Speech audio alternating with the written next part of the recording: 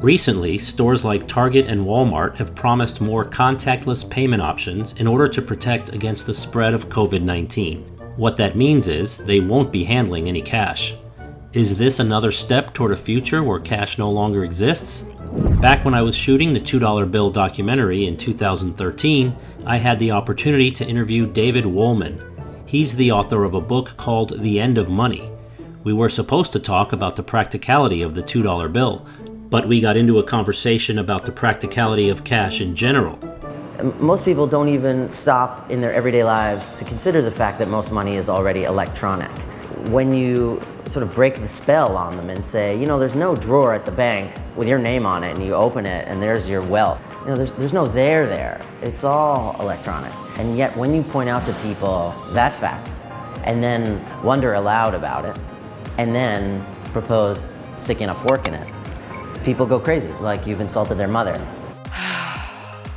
Who does not love cash? These are incredibly enchanting, powerful little objects. You know, people have relationships to these particular objects that is almost outsized to the role of those objects in their financial lives.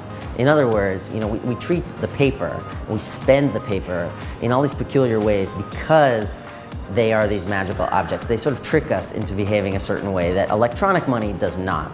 Wolman says our attraction to cash blinds us about the reality of their true value. How does the monetary system work? What gives my money value in the first place? What?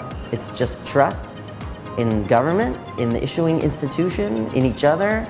This is weird, and this is kind of scary, and I don't really like it. I think what I'll just do is covet these objects, because then I can trick myself into thinking I'm holding something of real value. There is no real value infused or embedded in that paper, unless you're trying to light a fire. It was at that point in the interview where we were told we were not allowed to be shooting in that area of the hotel. Excuse me. Yes, sir. We need to stop this.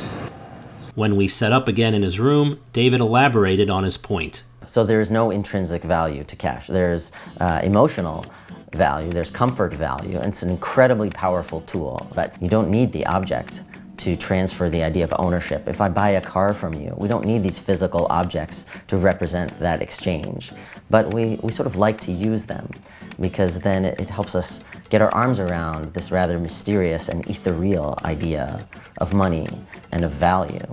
In the future, you're going to have this whole rainbow of currencies, from Bitcoin to Disney dollars to airline miles to Swiss francs to the euro, and you're going to be trading in all these different currencies, whatever one provides the most value to you. Those trends actually are much more meaningful, right? Because they're going to provide value to people and hopefully help them do what everyone is trying to do. At the end of the day, all we all want is stability. Does cash provide us with that stability? Is it worth having a bundle of cash saved for emergencies if that paper will someday have no value?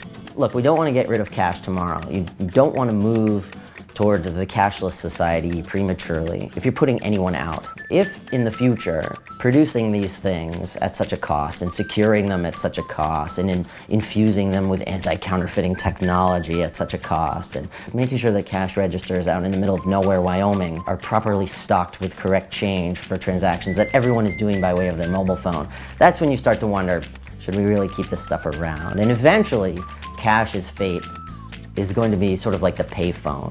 There's not going to be some government mandate that says to get rid of this stuff. It'll just sort of quietly fade into obsolescence. Sure enough, that trend may already be happening.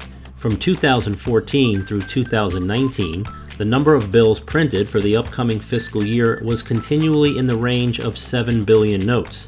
The number was at its lowest in 2019, then dipped by nearly 2 billion notes, or 28%, for 2020. Clearly, there is a decreasing demand for cash. You know, cash at the end of the day is a technology, and it's one of humanity's most ingenious technologies ever. You know, my suggestion in the book is that maybe its time has come, or that it's being subjected to this death by 1,000 cuts, and I can't tell you if we're at cut number 862 or 947, but it's happening. What are your thoughts about the future of cash? Talk about it in the comments below. On this channel, we've already contemplated the possible fate of the $2 bill, the most scarce denomination in our portfolio. Click on this video to learn the pros and cons of keeping the $2 bill and see how they apply to the fate of cash as a whole. Thanks for watching.